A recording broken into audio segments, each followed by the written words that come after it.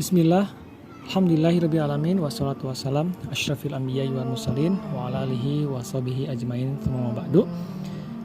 Bapak dan Ibu insan masa, setelah kita mengetahui syarat-syarat yang menyebabkan sah tidaknya wudhu, ayo kita lanjutkan belajar fikihnya mengenai fardu wudhu. Fardu atau rukun atau bisa juga kita sebut wajib.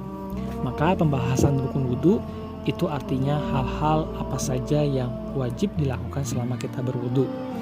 Di dalam mazhab al-Imam Syafi'i rahimahullah ta'ala, rukun wudu itu ada 6. Yang pertama niat, yang kedua membasuh wajah, yang ketiga membasuh 2 tangan hingga siku, yang keempat mengusap sebagian kepala, yang kelima membasuh 2 kaki hingga mata kaki, dan yang keenam berurutan. Yuk kita bahas satu persatu. Yang pertama, niat. Niat adalah menyengaja sesuatu yang dibarengi dengan mengerjakannya. Jadi tidak ada jeda lama antara niat dengan perbuatan. Ketika seseorang mencuci kedua telapak tangan, kumur-kumur, dan menghirup air ke hidung, niatnya adalah sebagai sunnah wudhu. Semisal dia meniatkan, aku berniat mencuci ini sebagai sunnah wudhu. Lalu ketika mencuci wajah, baru dia meniatkan niat yang wajib. Jika dia meniatkan niat yang wajib ketika mencuci kedua telapak tangannya, kemudian niat ini terus ada sampai dia mencuci wajahnya, maka wudhunya sah, dan sunnah wudhu yang disebutkan sudah tercakup dalam niat yang wajib tersebut. Kemudian tempat niat ada di dalam hati. Adapun pelafalan niat dengan lisan hukumnya mustahab atau boleh, karena pelafalan dengan lisan tujuannya adalah untuk membantu agar tidak lupa berniat dalam hati yang hukumnya wajib. Oleh karena itu, jika seseorang sengaja melafalkan niat yang bertentangan dengan niat di dalam hatinya, maka yang menjadi patokan adalah apa yang ada di dalam hatinya. Sebagai tambahan faidah, tujuan niat ada 2. Yang pertama, membedakan antara ibadah dengan amalan duniawi. Semisal, membedakan antara mandi junub dengan mandi sehari-hari, atau antara wudhu dengan sekedar membasahi tubuh dengan niat untuk mendinginkannya. Yang kedua, tujuan dari niat adalah membedakan antara satu ibadah dengan lainnya. Semisal membedakan antara sholat qobliyah dengan sholat sunnah wudhu, atau antara puasa Senin Kemis dengan puasa Asyura. Yang kedua, membasuh wajah. Membasuh artinya mengalir, maka tidak cukup bila hanya menciprati dengan air, sehingga harus ada air yang mengalir. Adapun batas wajah adalah dari sisi bagian atas ke bawah, mulai dari bagian tempat numbuhnya rambut yang normal sampai ke ujung dagu. Sementara dari sisi bagian samping, mulai dari telinga kanan sampai ke telinga kiri.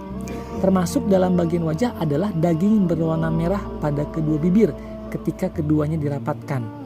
Dan juga semua jenis rambut yang tumbuh di atas wajah. Oleh karena itu, diwajibkan membasuh bagian luar dan bagian dalam rambut-rambut tersebut beserta kulit di bawahnya, meskipun lebat, karena rambut-rambut tersebut termasuk bagian wajah.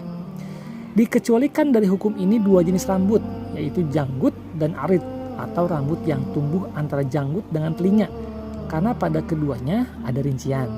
Yang pertama, jika keduanya tipis, maka wajib mencuci bagian luar dan kulit di bawahnya, sama seperti rambut lainnya yang tumbuh di wajah. Yang kedua, jika keduanya lebat, maka yang wajib hanya mencuci bagian luarnya saja, sementara mencuci kulit di baliknya adalah sunnah atau tidak wajib. Catatan, rambut dikatakan tipis jika kulit di bawahnya bisa terlihat oleh orang yang berhadapan dengannya pada jarak normal jika seseorang berbincang dengannya. Jika tidak terlihat, maka dihukumi lebat. Yang kedua, rincian ini hanya berlaku bagi laki-laki. Adapun perempuan, maka wajib membasuh bagian luar dan dalam semua rambut di wajahnya secara mutlak. Karena janggut dan arit pada wanita adalah hal yang sangat jarang terjadi.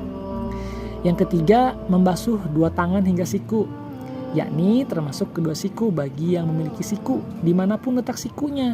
Sementara bagi yang tidak memiliki siku, maka dia membasuh sampai pada bagian tangan di mana biasanya siku terletak pada orang normal. Wajib membasuh rambut atau yang selainnya yang berada di atas kedua tangan, baik bagian luar maupun kulit yang ada di bawahnya. Sebagaimana wajib mencuci semua jari jemari sampai ke ujungnya, termasuk kuku. Karenanya wajib menghilangkan kotoran kuku yang menghalangi masuknya air ke kulit di ujung jari. Catatan, Sebagian orang tidak lagi mencuci kedua telapak tangan ketika mencuci kedua tangan sampai kedua siku, karena berpikir bahwa kedua telapak tangan telah dicuci di awal wudhu.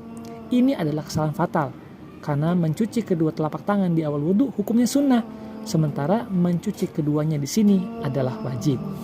Yang keempat, mengusap sebagian kepala.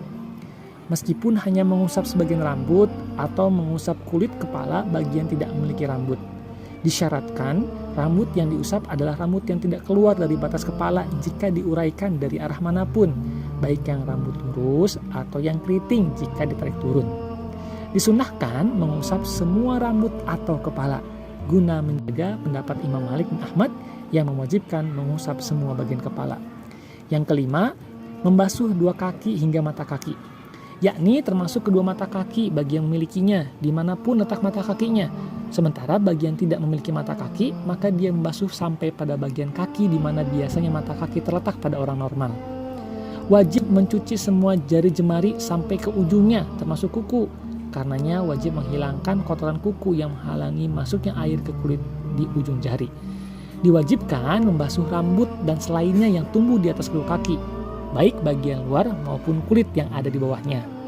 Yang keenam, berurutan atau tertib, yakni dengan tata cara sebagai berikut.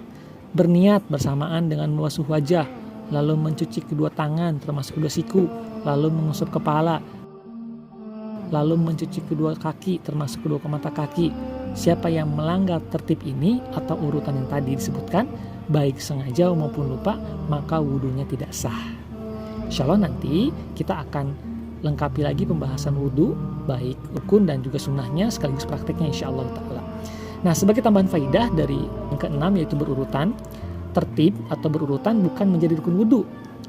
Contohnya pada keadaan jika seseorang menceburkan dirinya ke dalam air dengan niat wudhu, maka wudhunya sah walaupun yang pertama kali masuk ke dalam air adalah kakinya. Demikian, semoga bermanfaat. Barakallahu fikum.